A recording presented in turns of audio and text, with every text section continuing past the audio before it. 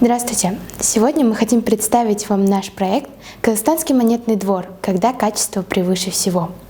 Тема нашего проекта – физико-химические методы анализа. Цель – исследование физико-химических методов анализа и технологического процесса изготовления монет.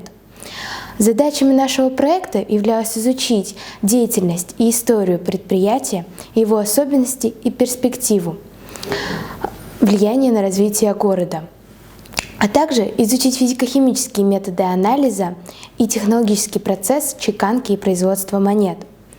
Объект нашего исследования – Казахстанский монетный двор Национального банка Республики Казахстан. Методы, которые мы использовали – изучение методической и научной литературы, интервьюирование и анализ полученных данных. Казахстанский монетный двор располагается на территории Ульбинского металлургического завода. Он был основан в 1992 году. В мире таких всего 69, а в странах СНГ – 3.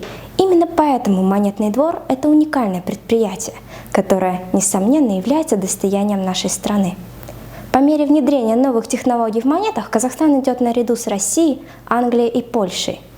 Монетный двор изготавливает монеты с бриллиантовыми вставками, применяет золочение, нанесение эмали, топографическую печать и чеканит монеты с интерференционным, то есть радужным изображением. Наше исследование является актуальным, ведь иметь свою собственную валюту важно для каждого государства. Без монеты не может существовать город, а без города – страна, потому что монета – это основа торговых отношений, формирующих экономику государства.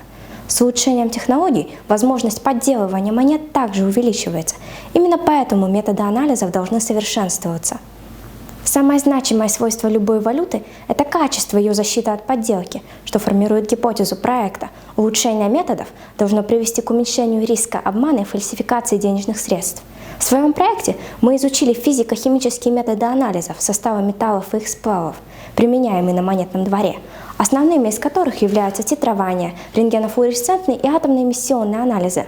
Дополнительно применяют металлографический анализ. Они необходимы для проверки качества металлов и подтверждения их фактической ценности. У каждого из этих методов есть свои недостатки, поэтому способы модификации как никогда актуальны и являются частью пути по оптимизации производства. В ходе исследования был произведен отбор методов анализа по определенным критериям: минимальность погрешности, чувствительность, скорость анализа, целостность материалов и стоимость оборудования. Мы составили таблицу различных методов анализа по выбранным критериям и согласно результатам определили, что вольтамперметрия и тепловые методы являются более эффективными по сравнению с используемыми на предприятии. Решением проблемы являются альтернативные методы анализа, которые могут снизить вероятность погрешности измерений. Для изучения данных методов мы использовали методическую и научную литературу, а также консультировались с начальником химико-аналитической лаборатории монетного двора Захаровой Татьяной Васильевной. Результатами нашей работы являются видеоматериал и эскиз монеты, на котором Ашимова Сынья изобразила символы государства, всем известный байтерек и орла, символизирующего свободу и стремление к цели. Спасибо за внимание.